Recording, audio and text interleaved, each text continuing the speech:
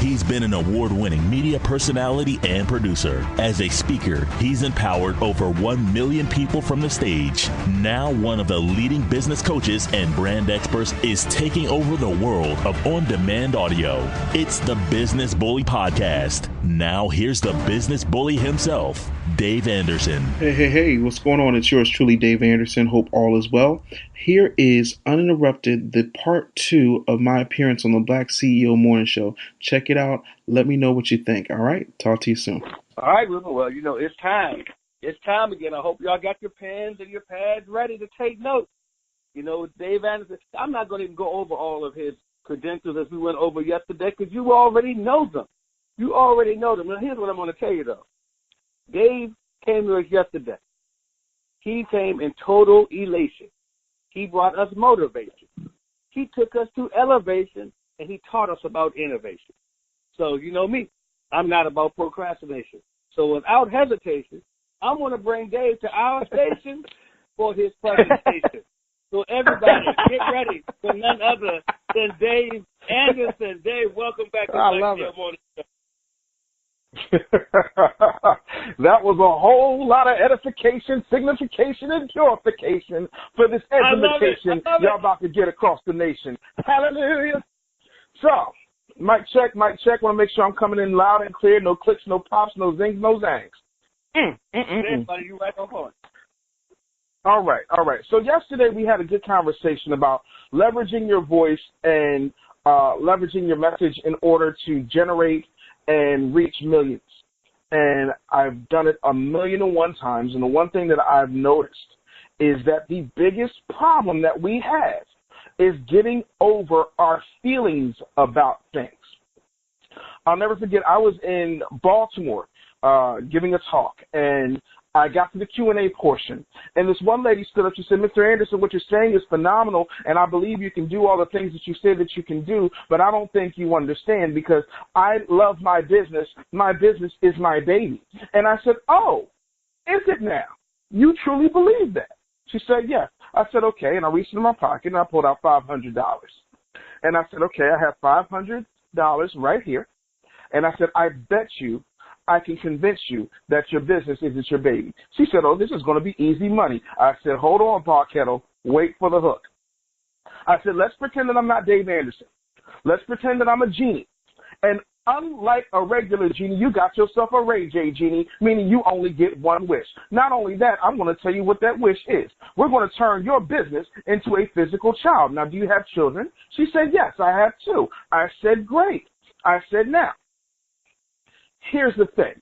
Bing, bang, boom, sim, sim, salabim, your business is now a child just like your other children. It has the family resemblance. It has certain quirks that are only unique to you. So now that your business is a baby, now we have a problem. Well, what's the problem, Mr. Anderson? Well, I've got a gun, and I got to shoot one of your 3 babies. Which one's it going to be? And she said, by all means, shoot the business. I said, congratulations, you just lost $500, but you gained $1 million lesson. And that is this. When you start treating your business as your child, you lose objectivity. You cannot afford, in this competitive marketplace, to lose objectivity, to be so in love with your business that you cannot receive critique yourself, find ways to improve, innovate, transition, and cut the fat in your business because you just love your business and you want to give it a participation trophy just for showing up. That ain't going to happen on my watch. And that's a lesson that I really want you to take away. Now, yesterday, let's get into what I want to talk about today. There has been a lie that has been told to you since you were born, and that's this. When you grow up, your time will come. When you get to a certain level, it'll be your time. When the great high gurus, whomever they are, decide that they want to walk off into the sunset, then they're going to willingly and cheerfully pass you the baton. Well, ladies and gentlemen, I hate to be the person to come along and tinkle in your Cheerios, but them folks ain't giving up the baton. And if you're waiting for somebody who's been running a race for 30 years before you decided to strap up your Nikes to hand over what they've already ran for you, it ain't going to happen. So unfortunately, we have to do things a little bit differently. And I, with all due respect to my elders, am not my grandpappy. I am not my grandmama. I'm not even my dear, sweet, old 71-year-old mama in Arizona. I am Dave Anderson, and Dave Anderson says that it's my time right now. I ain't waiting. I'm bogarting this race. I'm going to bum rush the show, and I'm going to run up on you, snatch your baton, kick you in the dirt, and keep it pushing, metaphorically speaking. Because what happens is we're waiting, not just for the stars to align, but for someone to say, put me in, coach. I'm ready to play. No, not at all. What I do is I get up every single day, and I get in that batter's box, and I take pitch after pitch after pitch, and I swing for the fences like my life depends on it, because my life depends on it. I don't get up, do this, and then go punch a clock somewhere. This is it. So if I don't motivate, if I don't innovate, if I don't sell, I die. And what happens is we've gotten so enamored of legends, of people who have come before us. And don't get me wrong, I'm a big believer in paying honor and deference to those who have come before us. But we have a different set of circumstances that has a different set of rules. We're running a different race. We've got human growth hormone. We've got better sneakers. We've got people who've got implants and different things. Look at Oscar Pistorius. When he was running those races, he did not have legs, but he had an outfit that would allow him to run. He had prosthetics that would allow him to run, and they told him he had an unfair advantage. Imagine that. He was literally a one-legged man in a butt-kicking contest, and they told him he had an unfair advantage by not having any legs. You see, the rules change when people are trying to hold on to their spots. And I'm here to tell you, it is not a thing where you have to feel like somebody else is going to starve because you need to eat. It's your time to run that race. You've already conditioned yourself. You've already worked out. You've already made that move. But the thing that you're racing against is the perception that you need to take over or wait for a gatekeeper to let you in. I don't believe in gatekeepers. I believe in Christopher Wallace Sr.'s method of assertive discipline. And if you're not familiar with Christopher Wallace Sr.'s method of assertive discipline, he says, kick in the door, waving the 4-4. All you heard was, Papa, don't hit me no more. I'm coming through. I'm not respectable. I don't do the nice political things. And I'm not saying be a gangster and start robbing people, but you're robbing yourself of your opportunity to show up in a free marketplace because you're waiting for someone to say it's okay. I didn't wait. I said, this is what it's going to be. And I believe that everybody has a straw moment. My straw moment came in 2009. In 2009, I had, scratch that. Christmas of 2008, I had just finished travel arrangements for the Ricky Smiley Morning Show to go to D.C. to watch the inauguration of President Obama. And I wound up losing my job. And what wound up happening, because I had 20-some-odd years of equity in the business, everybody already thought that somebody else had taken care of me. Everybody thought that somebody else had made a way for me. And so I was waiting on the beach, as we call it in radio, for an opportunity to get back in, to show my skills, to do something else. I'd already built power brands, Wendy Williams, DJ Clue, Ricky Smiley. And so I'm waiting for this opportunity to come, and it didn't come. Because I made too much money, I could not get unemployment insurance. So that wasn't happening. So I'm living off of my savings. Well, eventually the savings ran out. And the folks that I was dealing with wasn't trying to deal with me anymore. And what wound up happening was, oh my goodness, I don't have any money. I can't pay my rent. I'm going to lose my apartment. So I lost my apartment. I lost my car.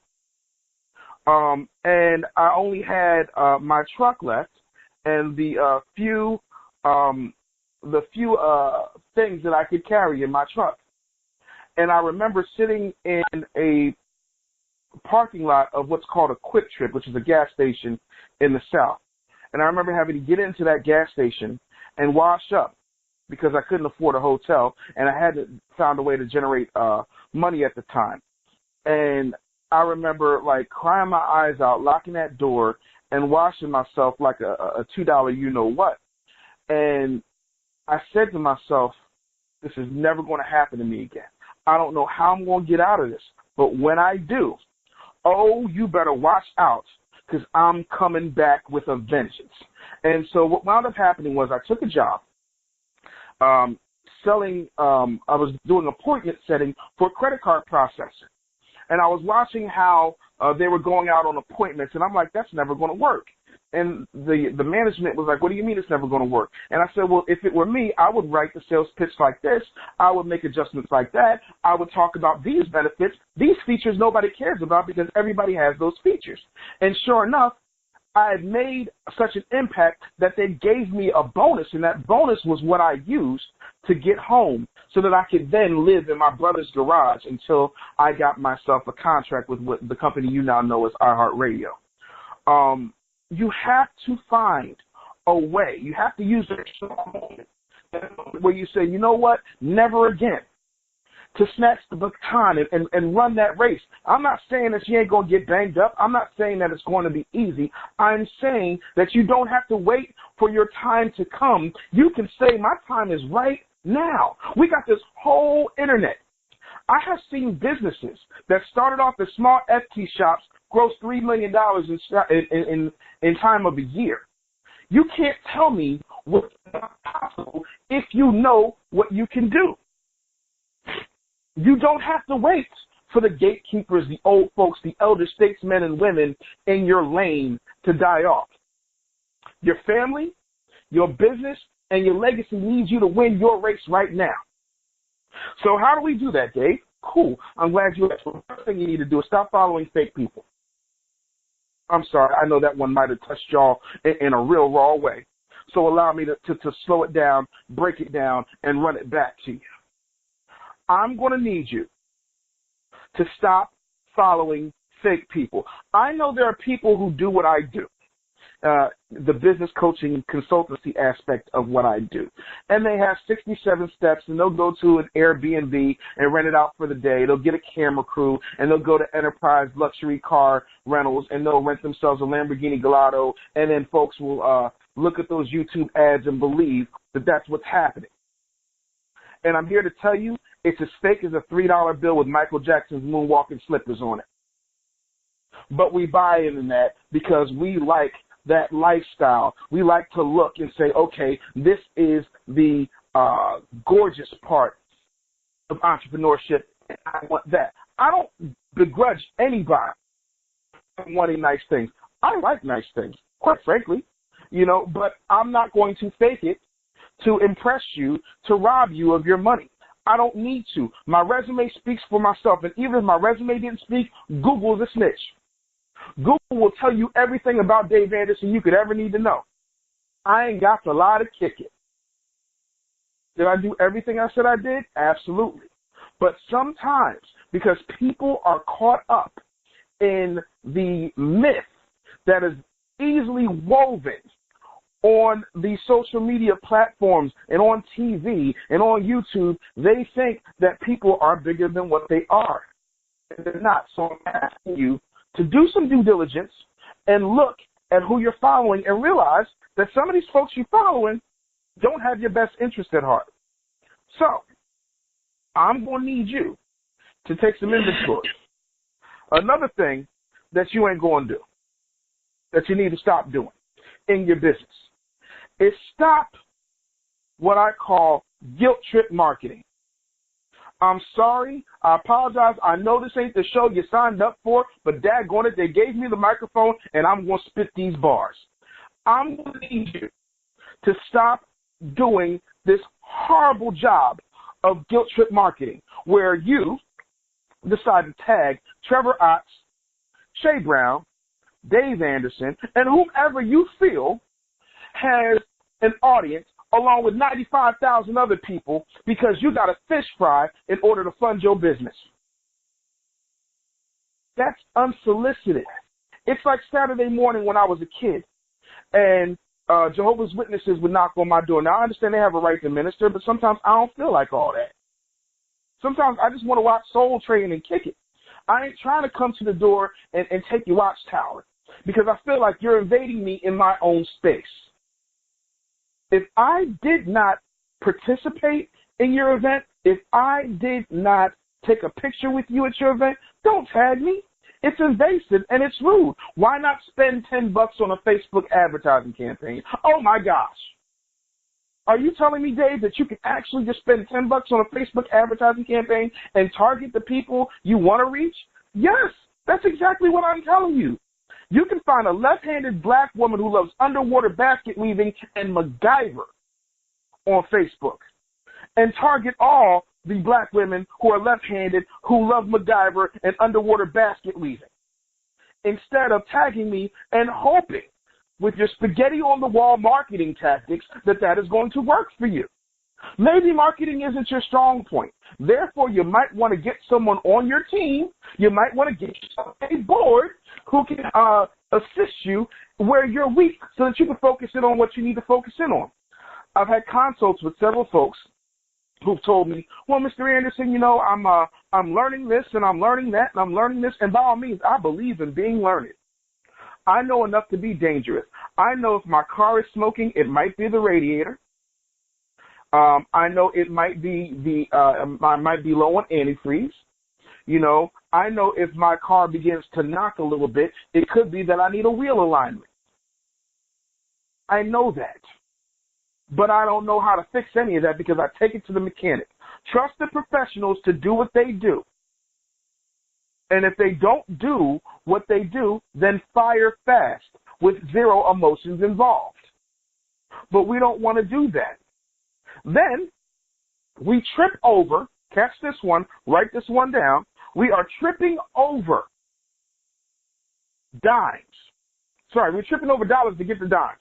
We're holding on to money that we think we really need so that we can, eke out a little bit of a living as opposed to building a massive empire. We're holding on. And I'm going to be real with you. And I apologize. Not because I'm sorry, but because I hate to be the one that disappoints you. If you think that I'm going to help you build a 6- and 7-figure empire for $100 a month, I'm not the coach for you. That's me being real. Because it takes a lot of effort. I was not able to build $1 million brand for the Ricky Smiley Morning Show with $5 in a dream. I had a budget, and I used that budget. And where I didn't have money, I got creative and I got innovative, which brings me to my next point. Innovate or die. And I don't mean that as a euphemism. I mean that as sure as my daddy's been dead for 12 years, I need you to innovate or die. See, some of us have gotten into this rut where we think we're just one thing, and that's the one thing we need to do, and we need to stick to that one thing. Now, this is different than being an expert in things that you have no skill set, passion, or gifts for. This is understanding how your gifts can translate. Let me give you a real-world example. When my parents divorced, I decided I wanted to be a lawyer because if I was a lawyer, my father was in law enforcement, he wouldn't have to go catch all the bad guys. I would be able to put all the bad guys in jail, and he and my mama could get back together. That's the logic of 3-year-old Dave Anderson. Well, 40-year-old Dave Anderson has had many careers. Allow me to run them down for you. Lawyer wasn't one of them. I was a DJ. I was a radio host. I am a speaker. I was a recording artist and background singer. I've been a stand-up comedian. I've been a producer. I've been a radio programmer. I've been a TV producer. I've been a comedy writer. I've been a sales strategist. I've been a social media marketer. I've been a master business coach, and I am the content king. Over the course of 30 years, I've worn all of those hats successfully. But you know what they all have in common? The ability to communicate with an audience. How many skills do you have that you're sitting on and suffocating because you won't extrapolate them, because you won't stretch yourself, because you won't take your situation to a new level? How many? And how ashamed of yourself should you be? You should be really ashamed because there are folks talking about they don't have the money that they have, they don't have the reach that they have, they don't have the audience that they have, and I start with the same 3 questions. How many people are on your email list? Well, I don't have an email list unless you count the folks that I have in my Gmail account. Wrong. How many videos are on your YouTube channel? Notice I said videos, not subscriptions, because the gurus will tell you that you need to have this many subscribers, to which I say BS. I have 2,500 subscribers on my YouTube channel, just 2,500. There's 1 billion people on YouTube who subscribe to a whole bunch of different channels. You know what I do have, though? 2.5 million views. You know what I do have? A monthly check from YouTube. You know what I do have? A captive audience. See, we focus on the subscriptions, and the subscriptions and the subscribers are not what matters. It is the audience. Here's what I mean. I've asked this question to a lot of people, and the majority of them, I'll say 90%, have answered in the affirmative. Have you ever seen a superhero movie? The answer is usually a resounding yes. I don't care if it's Superman, I'm Batman, or whomever. Everybody has seen a superhero movie, but not everybody goes and gets a comic book subscription, buys an action figure, buys the game, but they will go and watch Batman get on the screen and be the Dark Knight. They'll watch Wonder Woman with her bangle bracelets and her short skirt. Like, they will do that. And they did not have to subscribe to DC Comics or Marvel Comics in order to participate and be a part of the audience. That's the point. Getting butts in seats is the goal. And keeping them there consistently is an amazing thing. But you don't need a subscription to do so. So then I move on, because most people don't have a YouTube channel because they don't like the way that they look on camera. Their hair's not in place. They haven't done all of the planking that they need to do at this point. I'm a reverse plank expert, but I'm working on my forward planks. We're going to get there. I got a lot of weight to hold up. Baby steps. People, work with me. The third question I ask: how often are you going live? Well, I don't really do that. Well, then you don't want to make it happen. You don't want to build an empire. You just want to say and be a starving artist. You just want to say, I have a business. You want to be a starving artist, and that's cool. If a starving artist is what you subscribe and choose to be, then by all means, knock yourself out. But don't come complaining to me about how you just can't figure out how to break through. Let me give you another baseline. From 1987 to 2011, that was one whole part of my career. That is my radio career, 24 years, right? So from that point, from homelessness and having no more radio in my background, I had to build the Business Bully brand. And I built it one video at a time, one hashtag at a time, one Instagram post at a time, one Snapchat at a time, one chapter at a time, one motivational speech at a time, one podcast at a time, one handshake at a time. I built a 6-figure business in under 6 years. And every year it got better and better and bigger and better. So don't think that just because I started with so much, guess what? I lost all that. That was gone. Just like in the early 2000s, I had a stockbroker named Chuck, and Chuck would handle all of my major stocks. And he called me one day because there was one stock he knew I loved because the stock just kept growing and growing and growing. And he gave me a call and he said, "Mr. Anderson, I got some bad news." I said, "How you got bad news, Chuck? You'll never call me with bad news." He said, "Mr. Anderson, is the first time for everything. You know that stock you love so much? Yeah. Well, the C-suite, the entire C-suite, meaning the CEO, CFO, CMO, they've all been brought up on charges, and the company is bottomed out." I said, "Well, sell. He said, "I already did." I said, "How bad did we lose?" He said, "We lost $36,000. And at the time, $36,000 was a lot of money for me. That stock was Enron, and it didn't matter how much time I put into it, how much I nurtured it, how much I went back and forth with my broker, Chuck. None of that mattered. Neil Long famously said in Love Jones, all we had were all these years. Years don't mean anything. It's what you do with them.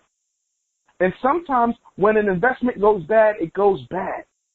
But you know what never goes bad? An investment in yourself and in your evolution. We've got to stop operating from a lack mentality. We've got to start moving forward with a positive mentality. Your life in your career and business will experience shifts. How many skills do you have or can you acquire in order to make it happen? In other words, people, the one-trick pony, I know people like to say, do one thing and stick with that. The one-trick pony is eventually a one-way ticket to the glue factory. It's going to be glue. I don't know about you, but I ain't sticky fingers, I ain't an onyx, and I ain't going to the glue factory. I am a thoroughbred. I got plenty of tricks. I can trot. I can do equestrian. I can do polo. I am an amazing, amazing animal. And I can sing like Mr. Ed. A horse is a horse, of course, of course. I ain't playing no games out here. Because guess what? Ain't none of these gatekeepers going to let you in. Ain't nobody going to give you no points for trying. You got to start making some hard decisions and making some moves. So let's talk about the things that you need. And I don't care what your business is. Every single black CEO within the sound of my voice needs these things in order to thrive in this economy, in this marketplace today. Not for 2017, but for 2020. You need a YouTube channel, an active YouTube channel. It's not a negotiable thing anymore. Because if people are looking for you, guess what? My big brother, Aaron, he's a cop, big dude, amazing guy. If I have a problem, to this day, if I got a problem, he comes running. If I get pulled over by the cops, I call my brother. And then my brother makes the problem go away. That's what big brothers do. Well, YouTube has a big brother called Google. And Google loves YouTube. And so when people get to searching for you, guess what comes up first? Your videos. Your competition doesn't have a lot of them. I guarantee it. And because you do, and they have the proper keywords, you will win. You need an email list that you're reaching out to with more than just, please buy my stuff. Stop marketing like Oliver Twist. Please, sir, please buy my stuff. No, that's not going to fly anymore. You need a social strategy. That includes the things you don't like, Snapchat, Twitter, LinkedIn, which you really need to master if you're trying to get the big bucks. You're going to need a strategy for Facebook and Facebook Live. Those are two separate things, even though they exist in the same space. You're going to need a podcast. Yes, you too. No, you too. I don't care you don't like the sound of your voice. I don't care if you just don't know what to say. I don't care. You need a podcast. You want to know why? Audio is taking over. I sat across from Gary Vaynerchuk, and while we were talking, he said, watch this. Hey, Alexa, buy me some toothpaste. And Alexa bought $10 worth of toothpaste that's going to be at Gary Vaynerchuk's door the next day.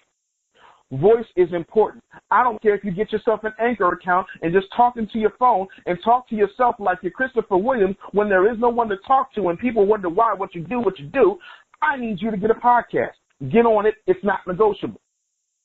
You're going to need a real world, watch this one, a real world guerrilla marketing strategy. That means the parts that we don't like to do because, to quote Andre 3000, sometimes you got to step out from behind that piano, meaning that you got to get out, you got to press the flesh, you got to get with folks, you got to be seen, you got to be bold, you got to make noise. When's the last time you communicated with your local news outlets? When's the last time you talked to your local radio personalities? When's the last time you went to your Chamber of Commerce? You've got to start marketing and showing up. When I go places, there's a reason I carry a bunch of T-shirts in my book bag that say "Believe in the Bully." Because if you're not familiar with me, you're going to think that that's some kind of pro-bullying campaign, and you're not going to get that I'm trying to get you to empower yourself.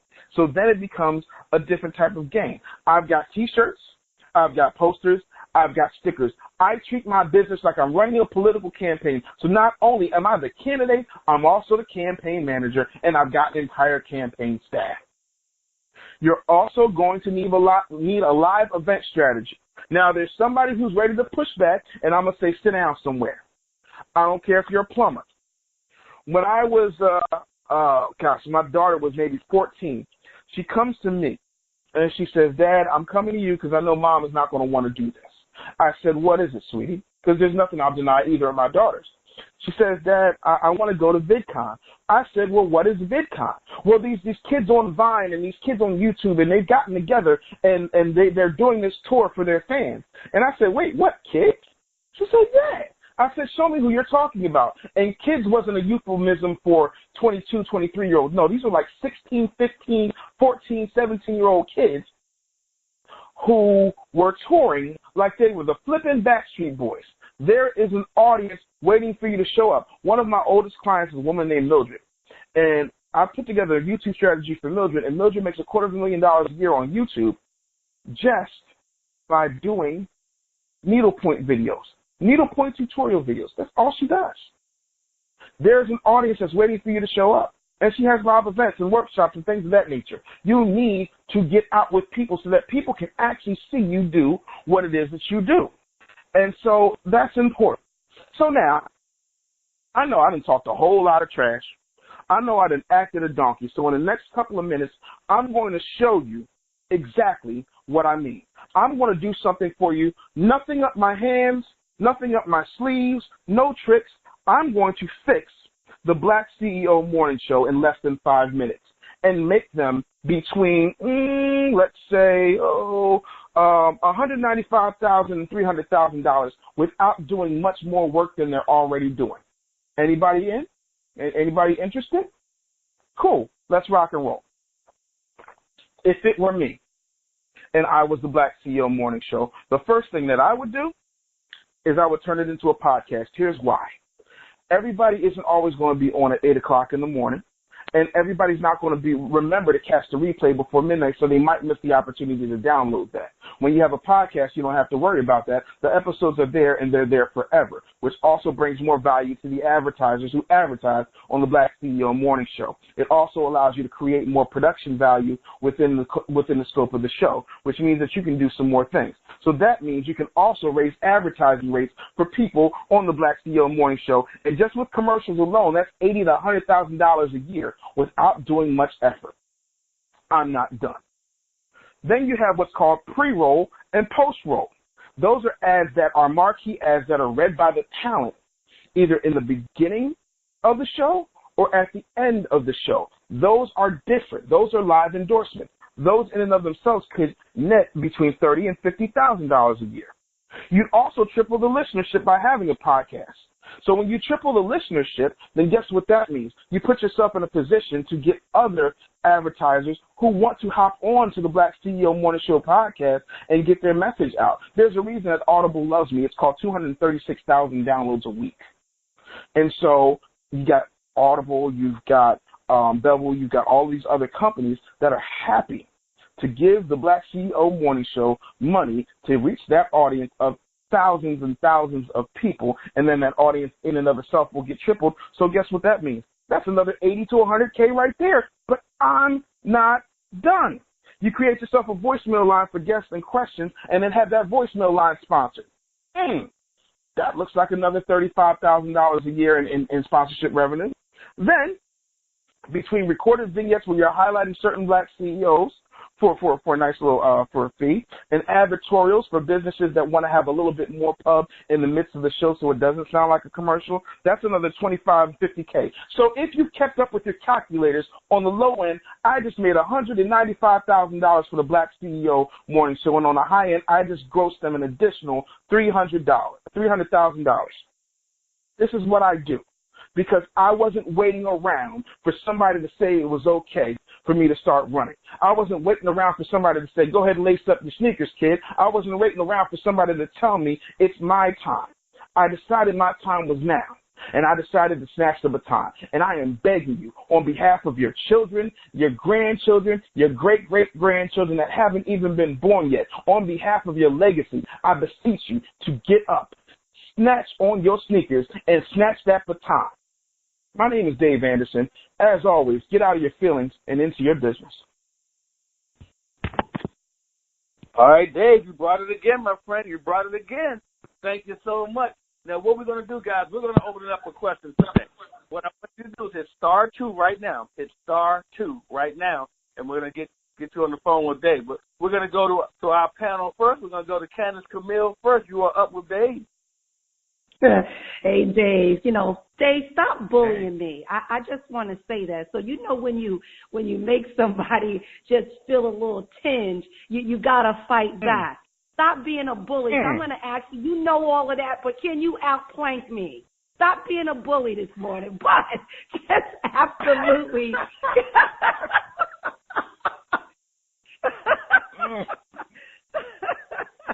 But anyway, I just want to say great information. But one of the things, like you come on here and you gave us a whole list of all the things that we should be doing, you know, from YouTube to all the innovative channels to do it. My question to you is about YouTube, and you talked about subscriptions and building your channel with your videos. How do you go about to start to build your YouTube channel, you know, as you go, the same way you do it across the board? Because we're just adding videos to it, but to get people to buy in, what's some of the steps that to actually subscribe to you or, you know, get your viewership up? What's some of the steps that you can actually do to start growing on that particular platform? Here's what I do. I leverage every other platform and tell folks, hey, I got a YouTube channel. I've got some exclusive information there. I don't see what happens is this is what the average guru will tell you, Candace Camilla. You're right. You're a much better planker than I am, but you're also like a third my size. But we're gonna let that rock. Excuses. I believe. Absolutely. But you are like a third my size, though. That's a fact. But anyway, I believe that it's important. Because the gurus will tell you, you know, whatever information you're putting here, put it there. Wrong.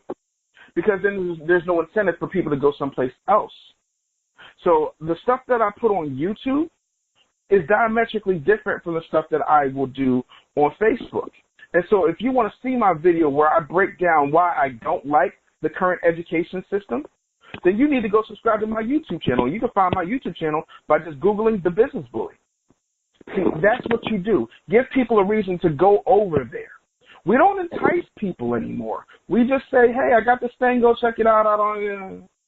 We got to stop throwing away our value. And that's how you build it. And you build it one video at a time. I got on YouTube in 2006, didn't really start taking it seriously until 2009. And that's because, well, I was homeless and I didn't have anything else to do, and I didn't have anything else to lose. See, some of y'all got some stuff to lose, and so you're not as willing and as amiable as you would be if you didn't have anything else to lose. I live my life like nothing's going to matter because you can't fire me. Nothing you do is going to make my wife leave, so I'll go for it. And if I fail, guess what? At least I made a move. So that's what I would do. Give them a reason to go there. Also incentivize them. Hey, for the first, if you're big on subscribers, some people just got to have subscribers because they want the numbers to look good. If for the next 50 subscribers, I'm going to give you my Plankathon massive message or whatever it is, exclusive to your inbox if you go ahead and you subscribe to the Candace Camille Planking channel. That's what I would do. Thank you. Stephanie DeBarn.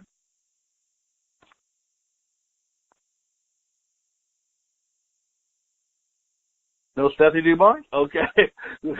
Well, now, Dave, you said something that I thought was powerful. You said innovate or die. What do you say to that person, and I know there's somebody out there listening, that person who says, I don't consider myself an innovator? Well, you're right. Then you're going to get beaten by somebody like me who's always trying to find a way to beat who I was last night.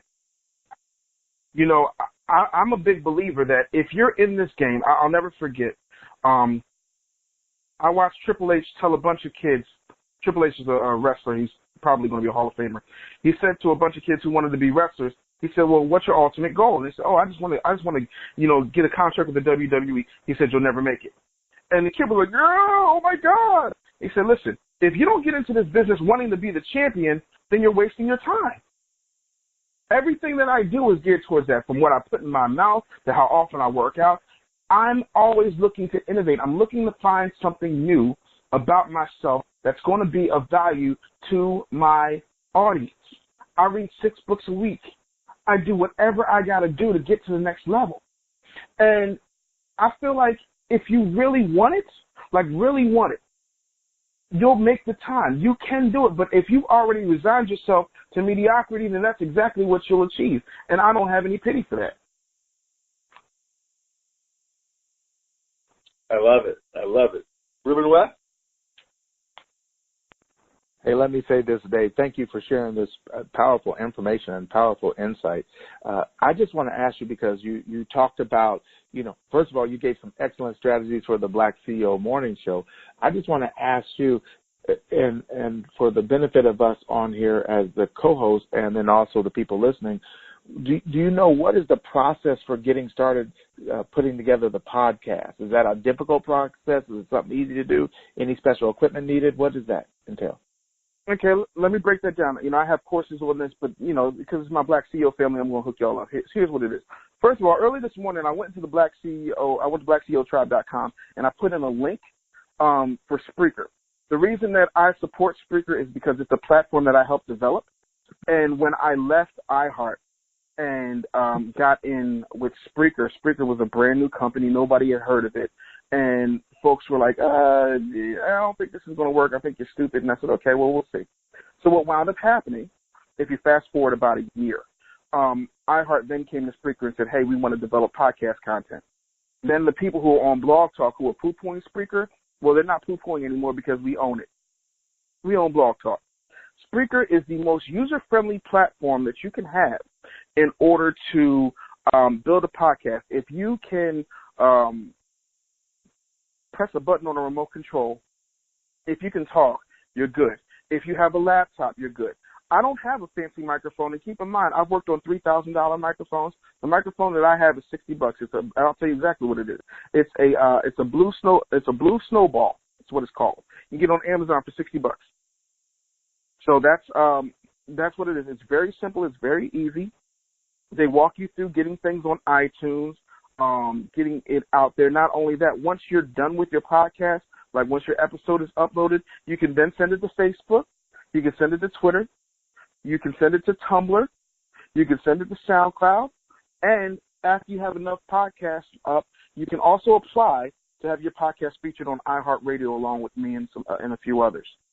So that's why I put that code in there, because Spreaker is not exactly the most expensive program, but it's not the cheapest either. So I gave you guys a code so that you can start for free or for like $5, because I want to make sure that we're bringing value to folks. And that's what I would use, because I don't like people hitting me with the "I'm scared of technology" argument. Like, what are you, a caveman? Stop. Like, we got to grow up here, people. Technology is here. You'll die from it. Period. That's why I love the conversation earlier when we were talking about telephone operators, elevator operators. All those things are coming to an end. I wanted to be a trash man. I'm so glad I wasn't, because I'd have been replaced by that arm, because I want to be the guy on the back of the truck. I didn't want to drive the truck. I want to be on the back. Just toss the trash in. Those days are over. So innovator die. Wow, Dave, that's really great advice. And actually, that's what I was trying to ask you earlier. I had a few audio problems earlier, but it's all right. Following up on the podcast, one of the things I've always wondered, in terms of format, is it, I guess, what are the different options? I mean, I know you can get on there and share information. Do you always need to have guests? Because that can be a little intimidating as you're trying to get started. You're trying to think, well, who wants to talk to me, or how am I going to find people? But what are some suggestions just on getting started? Because you alluded to this a little bit earlier when you were talking, but just more specifically, if I want to start a podcast next week, what are some different formattings that I can think about to add value, not just be on the air talking? Okay, what I would do is what we call in radio segmenting. So the first thing that I would do is, as a Black CEO, and I'm speaking strictly as a Black CEO, Stephanie, because I believe that's how you're asking me.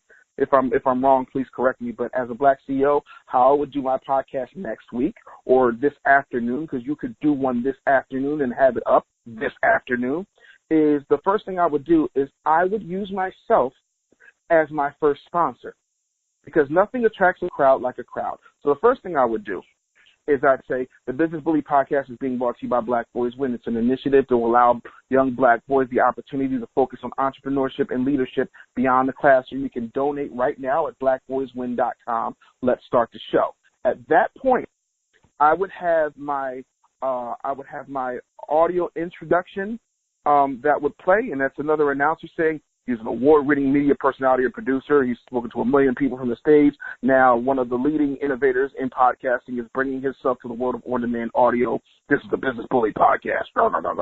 Here's Dave. So then, I hit an element, and then I start talking about segment one. So segment one is usually a recap of things that I find interesting in business. So interesting in whatever your niche is, that's the first segment. The second segment usually is you can do listener letters or questions from Facebook. If you don't have people emailing you in, you can actually just put a question up on Facebook, say, hey, I'm about to do my podcast based on this. What are your questions? What are the 5 things you've always wanted to know? And boom, you've already got your topics and your formats for that.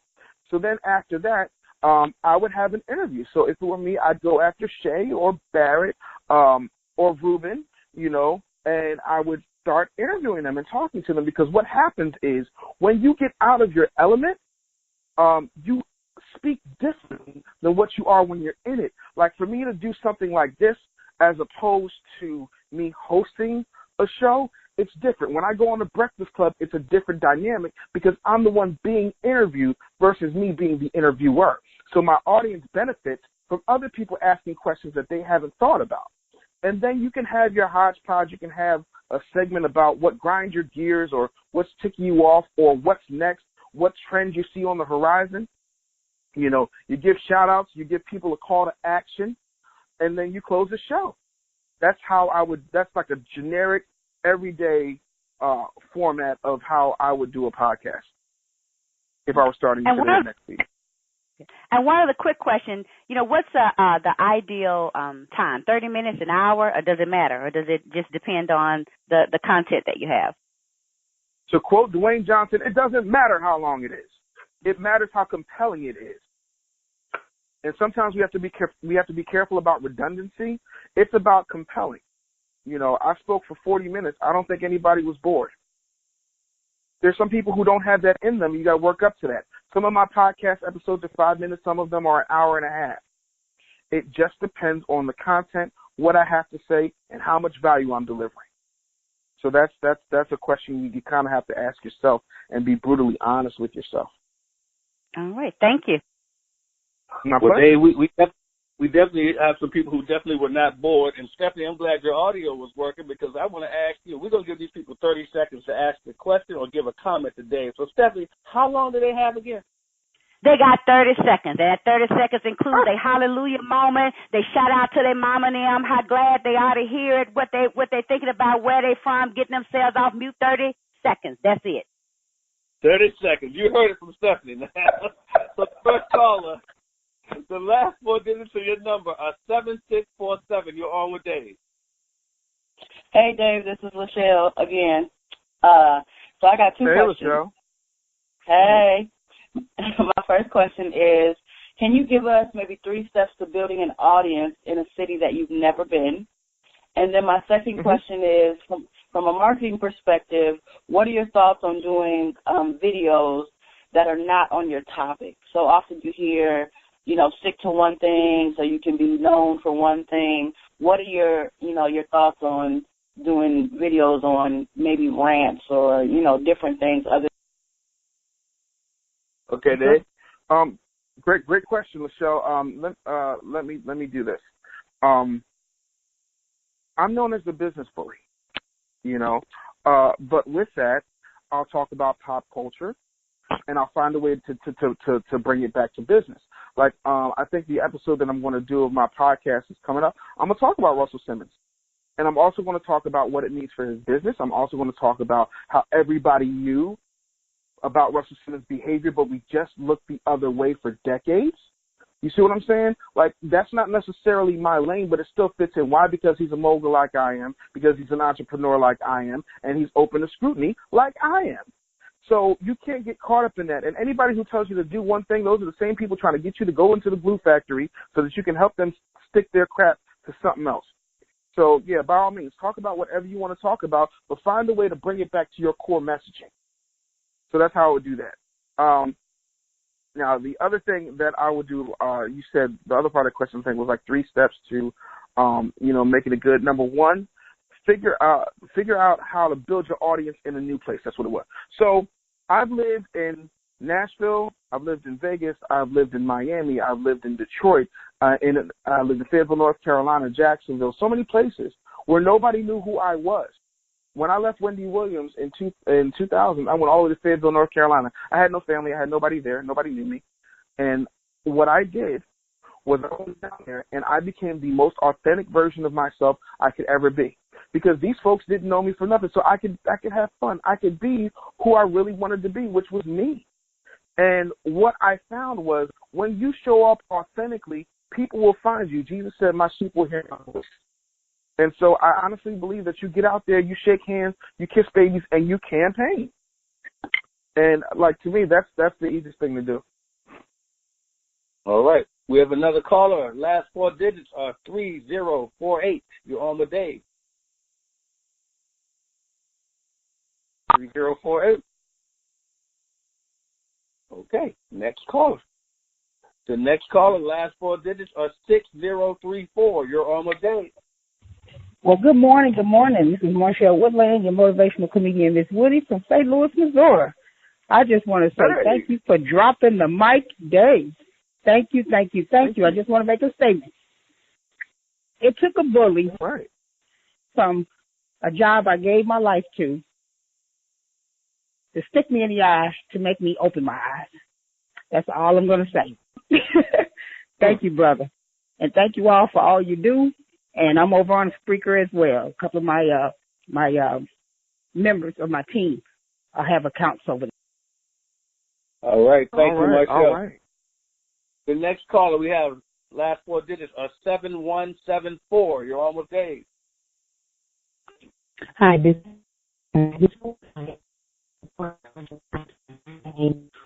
You have a bad radio connection. Again? We are back in. Hello? Hello?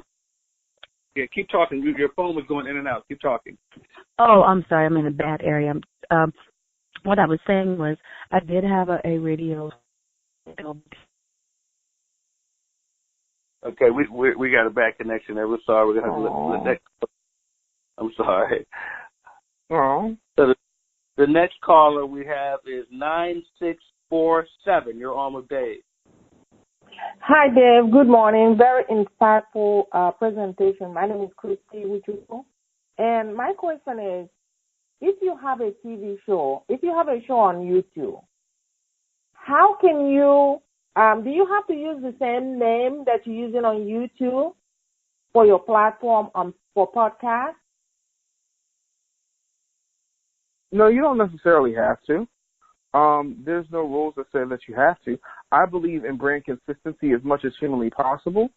Like, for example, on Snapchat and Twitter, my handle is DA, as in Dave Anderson, Business Bully. And then on Instagram and Facebook, it's The Business Bully. The reason that it's different is because there's too many letters. And so other than that, I like to keep everything very, very consistent because it doesn't confuse the audience. But you can do whatever you want to do, however you want to do it. That's totally up to you. And you can also get more than one YouTube channel. And even with those channels, you can have different shows on those channels. So there's a lot of different ways for you to do what it is that you want to do. But you're not beholden to one particular name. I hope that answers your question. That was a good one. I like that. Now we have another caller. Last four digits are 3048. You're on with Dave. Thank you, Dave. I am 66 years old. I will live in Belize. How do I work from home, get paid to travel, and get paid to travel when I want by speaking? And this is Phyllis Chakesha Showers. Okay, so it's a great question. How do I work from home and then get paid to travel to speak? Clone yourself, because you can't be at home and speak at the same time. I mean, you could if you're just doing telesummits. The one thing that I would suggest, I don't know if you have a speaker reel, meaning a video demo of all of your speaking engagements. I don't know if you have a speaker one sheet or even a speaker website that has search engine optimization geared towards speaking in whatever your particular niche of speaking is. But what I would do is I would start putting out clips of me speaking. I would start doing telesummits. I would start being guests on other people's podcasts and letting them know, hey, I'm available to speak. Like right now, me and my team are taking bookings for 2017, and anybody can, book me. It's really simple. It's admin@businessbullyshow.com. And just like that, somebody will say, hey, I want to book you to speak to X, Y, and Z. I also believe that you have to build your audience, and then that your audience will pay you. I think you're probably sitting on some skills that you have not absolutely taken full advantage of, and as a result, you're trying to figure out how to get to the next level. So what I would do is start doing some serious soul searching and, self-assessment of what skills I have that will allow me to do what's necessary to get things to the next level. All right. We have another caller. Last four digits, 8264. You're on with Dave. Hey, Dave. This is Cheryl from the New Jersey chapter. What's up? Hey, Cheryl. Hey, just wanted to find out. So in thinking about increasing engagement and actually having people participate in the various different content elements that you want to share and discuss, what's a good way, you're doing polls, you're doing surveys, you're doing different things. What's a good way to actually get people to do more than like your content and to actually engage and respond and become active in it? You're not going to like what I have to say, but I'm going to answer your question anyway. If you want people to engage in your content, piss people off. I'm an expert at pissing people off. Here's what I mean. See, when people like you, they don't talk about you. There's a perceptual study done in 1987 on Howard Stern. And a perceptual study is when they take, and you know this because you're in marketing, a perceptual study is when they ask a group of people why they listen for so long. And the people who listened to Howard Stern and liked him listened for about a half an hour.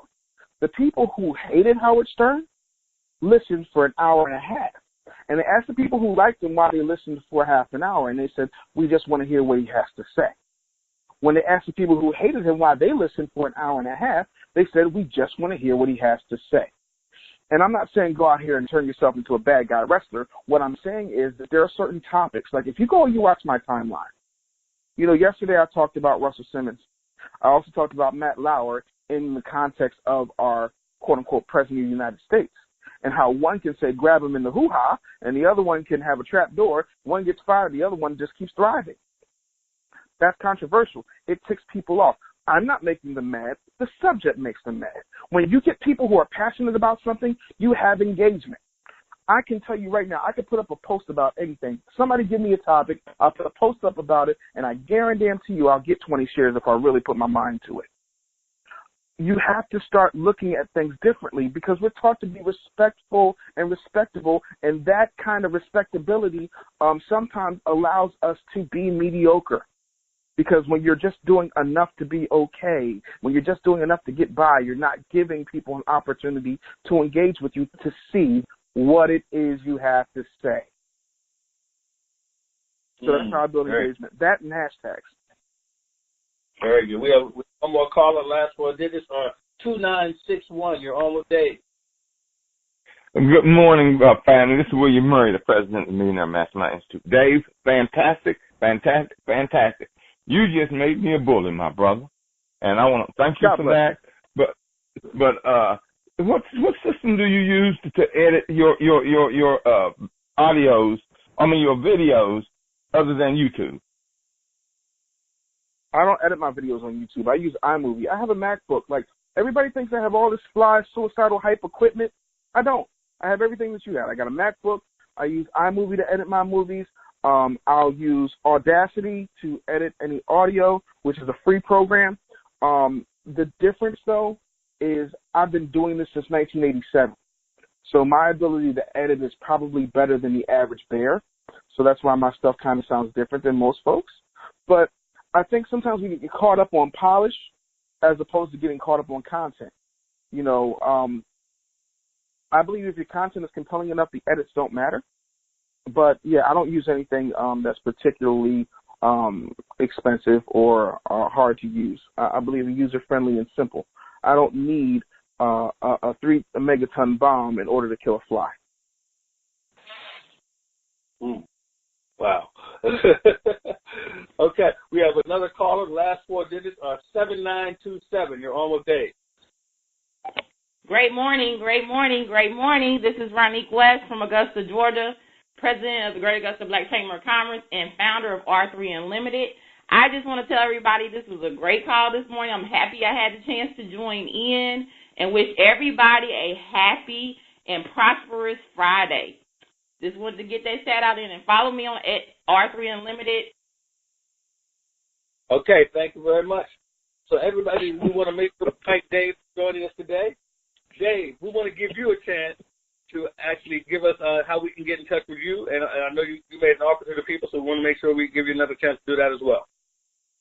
Absolutely. So first things first, I have what I call my digital bully bag, which you can get by going to bit.ly/bully bag. All one word, just like it sounds, bit.ly/bully bag, BULLYBAG. Also, if you want to get in touch with me, I'm very easy to reach. All you got to do is schedule a call with me. We'll talk for about 15 minutes. I'm happy to go through your business with a fine-tooth comb and maybe give you some skills that will allow you to take your situation to the next level. In order to do that, you can go to bit.ly/bully call.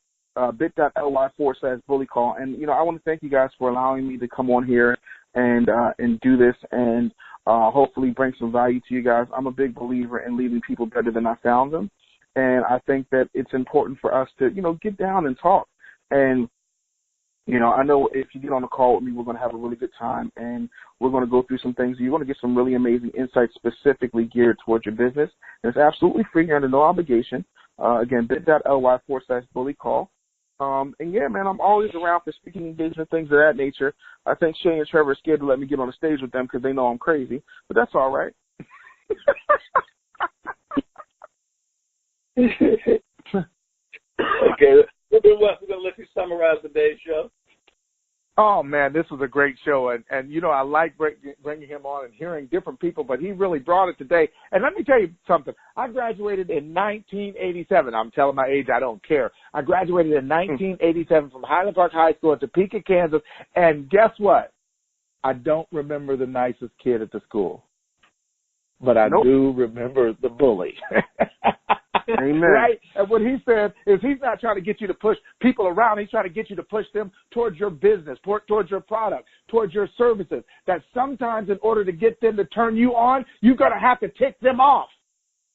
And so you got to make some changes and adjustments if you want to get seen, if you want to get heard, and you want to be out there. It can't come down to what you don't feel like. You don't feel like being on the camera. You don't like what you look like. You don't like what you sound like. Well, if you don't like what you sound like, why make them listen to you? He said there's some things that you're going to have to do differently, and you got to put yourself out there. You can't go tiptoeing through the tulips, that you're going to have to be your authentic self. And are some people not going to like it? Yes. Should you care? No. It's not their business. It's not about them.